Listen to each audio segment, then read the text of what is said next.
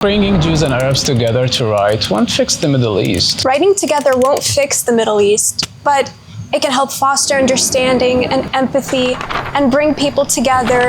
Actually, the first time I had the opportunity to get to know Palestinians was in creative writing workshops in graduate school, and it was a transformative experience. Where did you get these insights from? I'm a writer, and I'm curious by nature about all kinds of human experiences.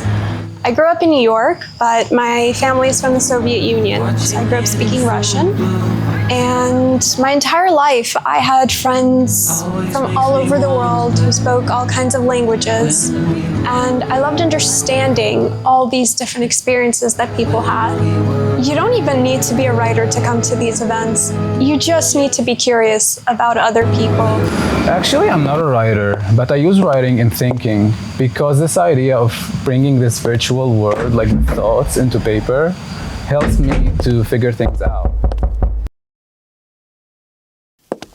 She has a very interesting story. Oh, here she opened the door.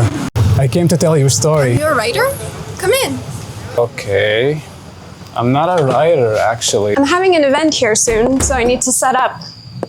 How does this event actually work?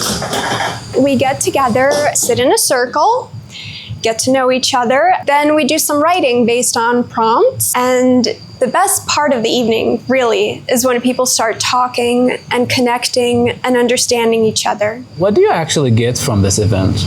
The biggest thing has been the friendships. I've met incredible people here that I wouldn't have had a chance to meet in other settings.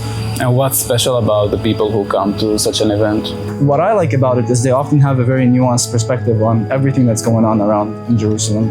Not necessarily even political, even just on a community and emotion-based level. And usually when we speak, we have like one chance to say stuff, like 1 second. But when you write, you have the chance to reflect on what you've written, which is super helpful. Sometimes you write something and then you feel that's not actually what I meant. It's crazy because we grew up so close to each other. Like, we grew up about 3 or 4 kilometers away, but we never would have crossed paths. We never would have met. It sounds dramatic, but it's like changed the course of my life in a lot of ways. It's like truly I've made a new good friend. One of the other people who comes here, Jihad, has become such a good friend of mine. Together we're writing this project we've been working on for a really long time. I never would have encountered him without this group. And there's tons of other people in the group like this. Fadi, who's holding this wonderful wonderful set piece. You can go all around Jerusalem and not really find people you find a home in. And this is the kind of place where, if you haven't found your people in Jerusalem, I think you can find them here. People who come to this event, usually you can find locals or people who aren't from here. And are you a writer yourself? I used to write when I was much younger.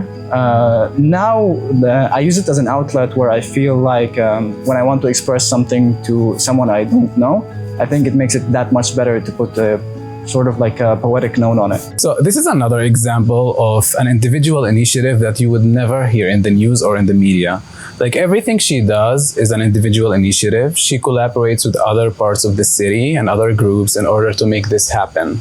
And she's not even an NGO. She's not even funded. She does everything by herself, and people come because they want to connect and they want to have this authentic experience together. My dream is to keep bringing more people in, to bring this community to other cities, other groups, and giving people more opportunities to get to know each other.